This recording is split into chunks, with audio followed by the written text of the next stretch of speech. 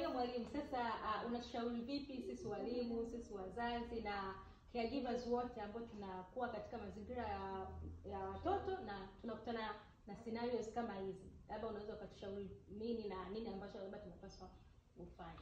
Moja kitu muhimu sana, ndio maana kwa wenzetu wanazingatia sana, katika kila shule kuna special education unit.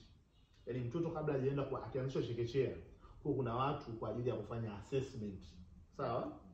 Ile assessment inasaidia sasa kugundua kuhusiana na nini na mtoto wako.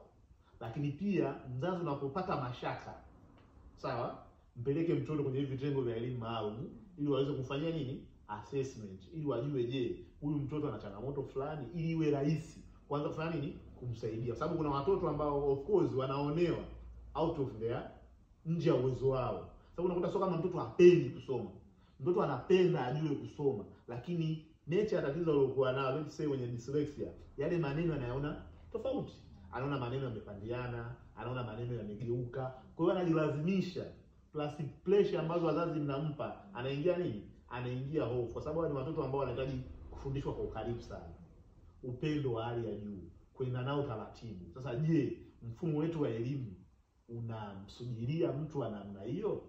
Je, wazazi wanajua kwamba mtoto wangu ana hiyo changamoto? Kwa sababu wazazi wengi unapomwambia kuhusiana na mtoto mwenye disability, wanajua ni kipofu, kiziwi, anayetema udenda, ambaye ana viungo. Kumbe kuna aina nyingine za changamoto ambazo waswahili hazionekani, ambazo zimewakumba watu wengi sana, ambao wao kupitia uvumilivu wa wazazi wao na walimu wameenda kufanya nini kuwasaidia. Kwa hiyo ni kitu muhimu sana kutambua huyu mtoto ile anavyofanya, je, anafanya makusudi kwa sababu tu ya uvivu wa kitoto, au kuna vitu viko nje ya nini, nje ya uwezo wake. Kwa hiyo ni maeneo ambayo endapo tukiweka nguvu kwenye eneo la assessment, kuwabaini wakiwa wadogo mapema, tutaweza kuwasaidia.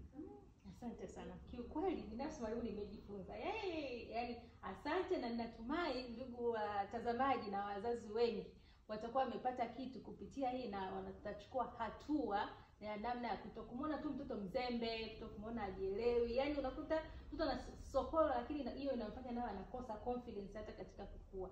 Asante sana mwalimu, tunakushukuru. Asante kwa kutupa hizi nondo adimu sana hizi. Nashukuru sana.